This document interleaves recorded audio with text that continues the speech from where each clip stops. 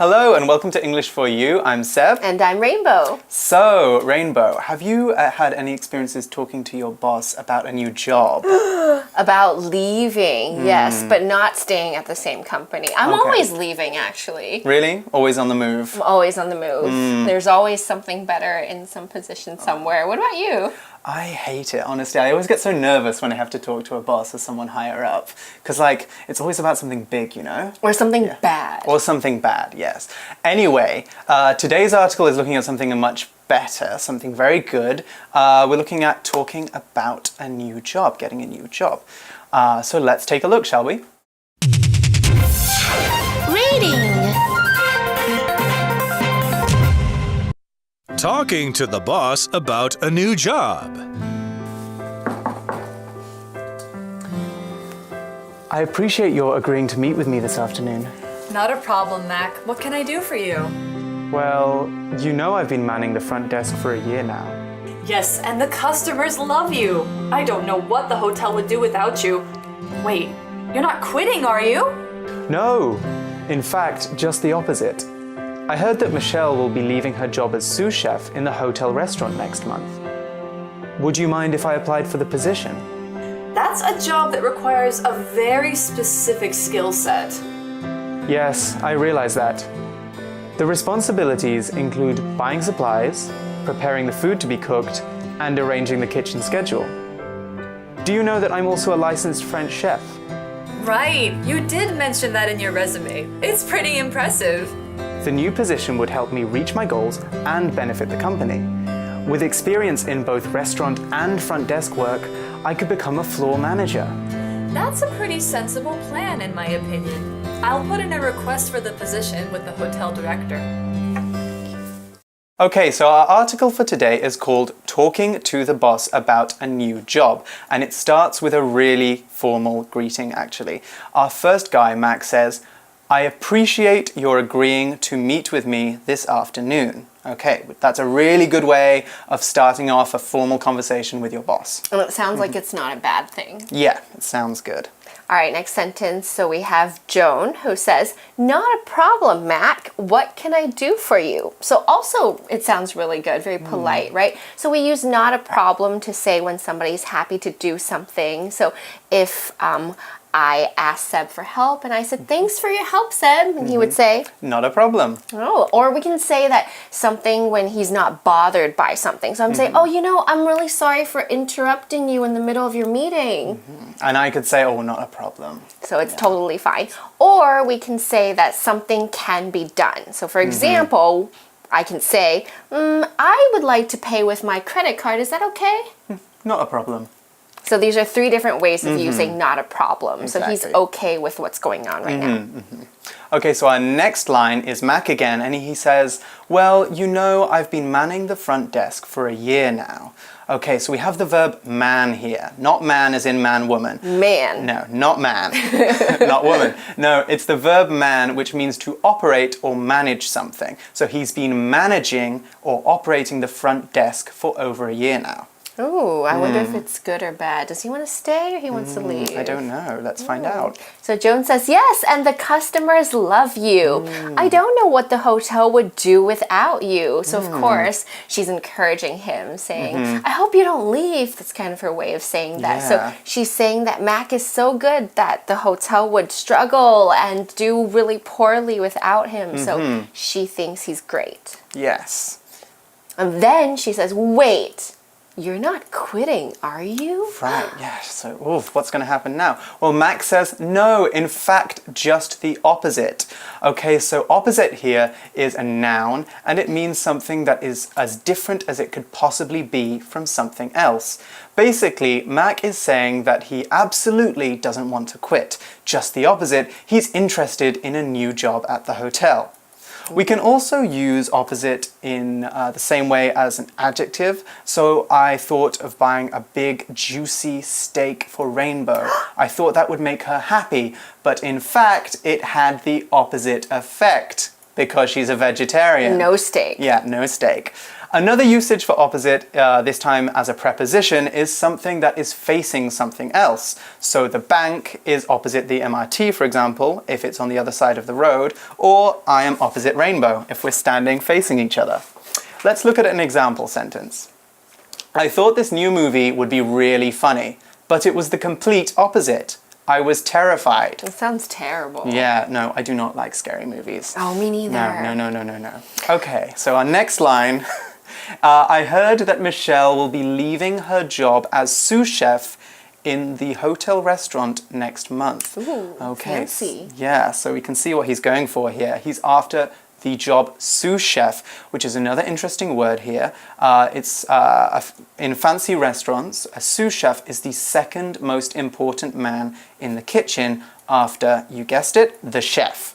Sous is actually French for under, so it literally means under the chef, second in command. Okay, so our last bit of Mac's line is, would you mind if I applied for the position? So he's asking politely. Ooh, that's a big job. Yeah. And Joan says that's a job that requires a very specific skill set. Sounds like she needs convincing. Okay, so we have the adjective specific. Specific means clearly defined or identified. So jobs that require specific skills include jobs with a lot of training, which you can get from going to school or training programs. Now, others can be acquired through experiential training on the job.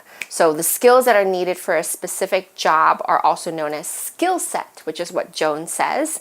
Examples of these jobs, there are teachers who need professional training and degrees. There's architects who have to go to school for a long time, produce many different types of works. There are lawyers, of course, construction workers, and hairstylists. They all have very specific skills. You wouldn't just want anybody to do these things for you. Okay, I have a sentence for you. We're looking for a very specific sort of person. This woman is exactly what we need. Okay, excellent. So Mac says, yes, I realize that. Okay, so he understands. He then lists some of the responsibilities of the jobs. We could also say some tasks that he would have to do in the job. He says, the responsibilities include buying supplies, preparing the food to be cooked, and arranging the kitchen schedule. Wow. Okay, wow, a lot of responsibilities, but that doesn't seem to be a problem for Mac, does it? He adds, do you know that I'm also a licensed French chef? Wow. Fancy, Did yes. not know. Right, so we have an adjective here, licensed. It means someone who has a license or legal permit to do something. Easy, right? So if I say that I am a licensed driver, that would mean that I am legally allowed to drive. I have a driver's license. That's the noun form of the adjective, by the way, license.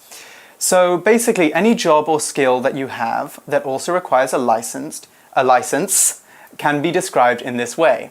We have licensed pilots, licensed teachers, and even licensed yoga instructors. Aren't you a licensed yoga instructor, Yes, Rainbow? licensed yoga instructor and a licensed teacher. She does a lot of stuff.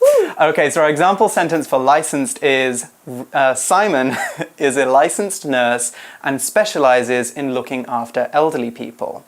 It's a very good job. That's a very good job. Good for Simon. So Joan says, right, you did mention that in your resume. It's pretty impressive. So we see this word, it kind of looks like resume, but it's not resume, it's pronounced resume, or we can also say CV. So this is basically a short written description of your education, your jobs, your experiences, any degrees you have, or different licenses, and sometimes it can include your personal interests. And you send this all in one page to your employer when you're trying to apply for your job. So we can say, please send me your resume, or please send me your CV, or please send your CV to the boss, please send your resume to the boss.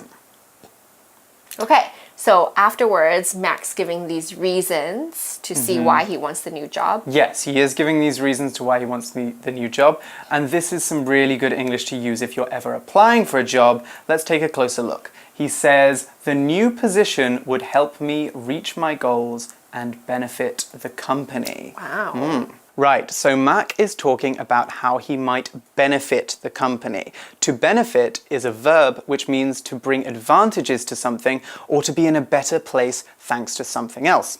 So this summer I hope to benefit from 2 weeks of no work and relaxing at the beach. I hope that I will be better off, more relaxed. I will get some advantages in my daily life from relaxing at the beach. We can also use benefit as a noun. For example, one benefit of having a smartphone is that you can use the internet wherever you are, which for someone who, like me, gets lost all the time is pretty important. So what is the opposite of a benefit then? Well, we could talk about the disadvantages of something or the drawbacks of something.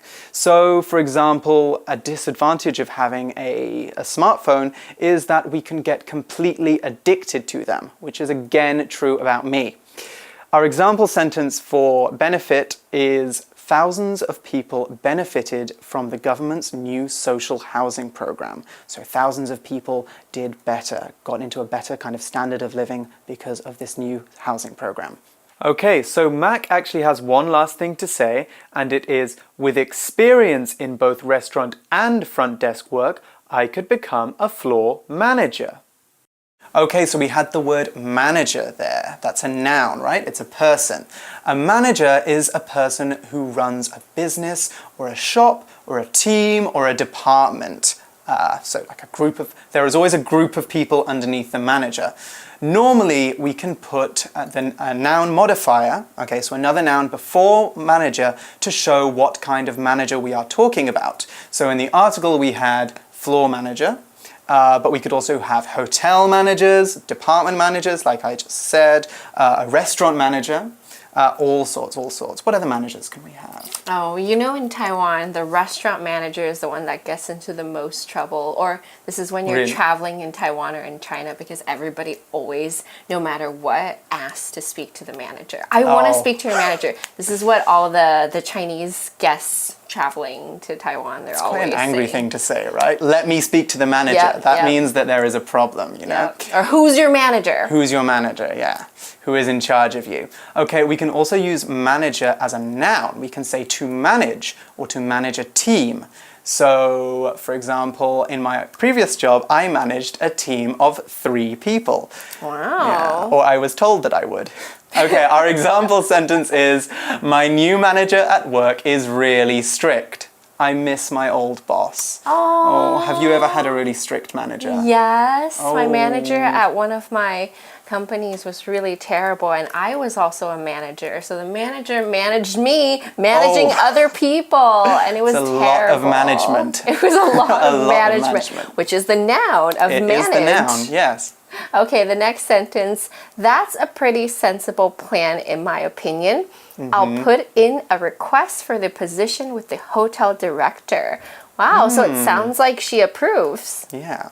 Okay, so Joan says this is a sensible decision or a sensible request. So sensible comes from the word sense. Now, if you have good sense, that means you have good judgment and practical ideas and you have a good understanding of the situation. So a person who has good sense is a sensible person.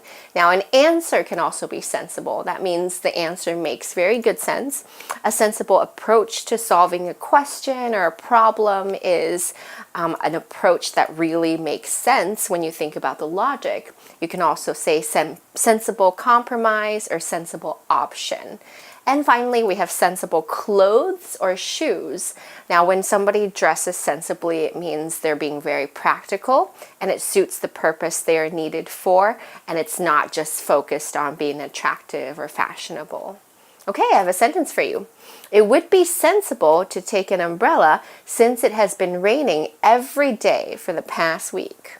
Okay, so Joan says this is a sensible request in my opinion. So in my opinion, or in one's opinion, we can use this phrase to say what someone believes. So we can also put it in the beginning. In my opinion, you look fabulous today.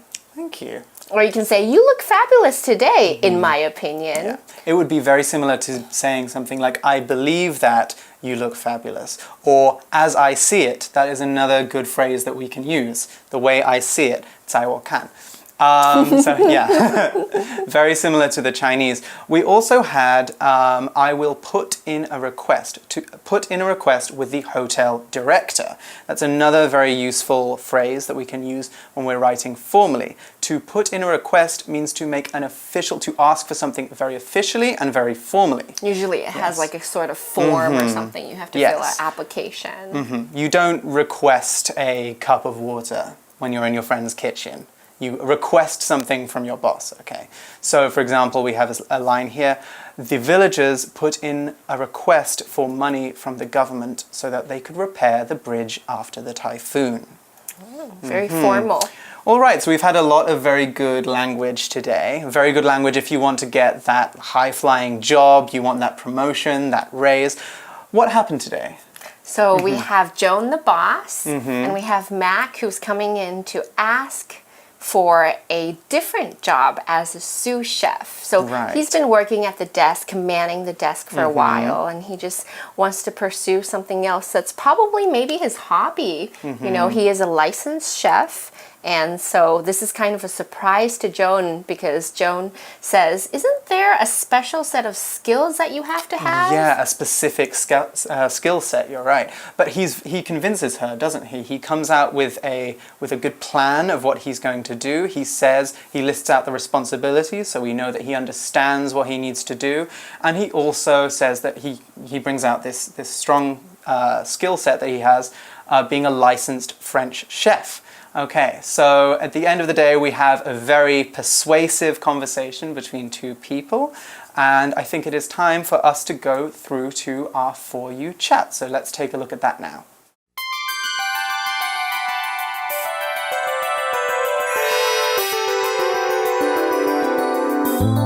For You chat. Okay, so our chat question for today is think of a job you might like to try someday. What skills do you think you might need for it? Okay, so there's lots of different jobs you could do, right? I mean, what would you do, Rainbow? I want to be a chef. But I probably want to make desserts. So you would like to bake, right? Yes. Would that be cakes or? Yes, cakes and small French desserts. Because if you're in the kitchen as a chef, you have to be around a lot of oil, a lot of meat, a lot of mess. But I always imagined a dessert chef would be a really great job. And you could make them look really pretty because the presentation's really important. But I would need so many qualifications for that. So I don't even know where I would begin. I probably have to take a bunch of classes, become certified. It is very competitive, isn't it? It is. A lot of competition. So probably couldn't do that as a full-time job. What's a job that you would like to have? I mean, there's so many. I have so many different dream jobs, but I think that if I could try any right now, if I could drop everything and try a new job, it would be a tour guide. Oh, that's fun! Yeah, a very fun job where you take people around and you show them historic things, like maybe the old part of a city or different street food that they can try. I used to actually be a travel writer, so I used to go on a lot of tours and write about them. So I think that it would be a lot of fun to do. I think that I am a great storyteller, or I am a great storyteller in my opinion, I could also say. Yes. So I think that I probably have the specific skills or the specific skill set which are required for this kind of a job. And a love of travel. And a love of travel, which is very, very, very important. And it's also a great way to keep fit. Yes. Always walking, always walking. Always sweating. Always, well, I mean, that's not so great. But okay, so now it's time for you guys to talk about what kind of jobs you would like to do. What are your dream jobs? What would you do if you could drop everything and try to do it now? And what kind of skills or talents or qualifications licenses do you think you might need in order to do it? Okay, well, we've run out of time now, but we're already looking forward to seeing you next time. For English for You, I'm Seb. And I'm Rainbow. Bye-bye. Talking to the boss about a new job. I appreciate your agreeing to meet with me this afternoon. Not a problem, Mac. What can I do for you? Well, you know I've been manning the front desk for a year now. Yes, and the customers love you. I don't know what the hotel would do without you. Wait, you're not quitting, are you? No, in fact, just the opposite. I heard that Michelle will be leaving her job as sous chef in the hotel restaurant next month. Would you mind if I applied for the position? That's a job that requires a very specific skill set. Yes, I realize that. The responsibilities include buying supplies, preparing the food to be cooked, and arranging the kitchen schedule. Do you know that I'm also a licensed French chef? Right, you did mention that in your resume. It's pretty impressive. The new position would help me reach my goals and benefit the company. With experience in both restaurant and front desk work, I could become a floor manager. That's a pretty sensible plan, in my opinion. I'll put in a request for the position with the hotel director. Vocabulary Review. Opposite. This company is huge and wealthy now, but 20 years ago, it was just the opposite. Specific. I am looking for a specific pair of shoes for a meeting with a client tomorrow. Licensed. Vicky writes for a living, but what you may not know is she's also a licensed karate instructor. Benefit.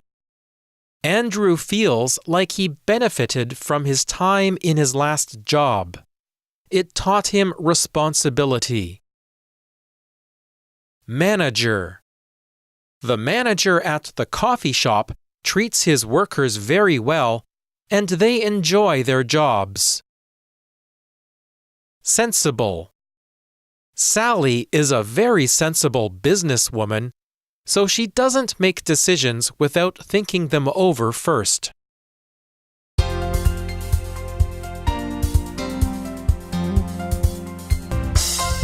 以上节目是由活用空中美语制作，活用空中美语杂志，请洽询全国各大书店。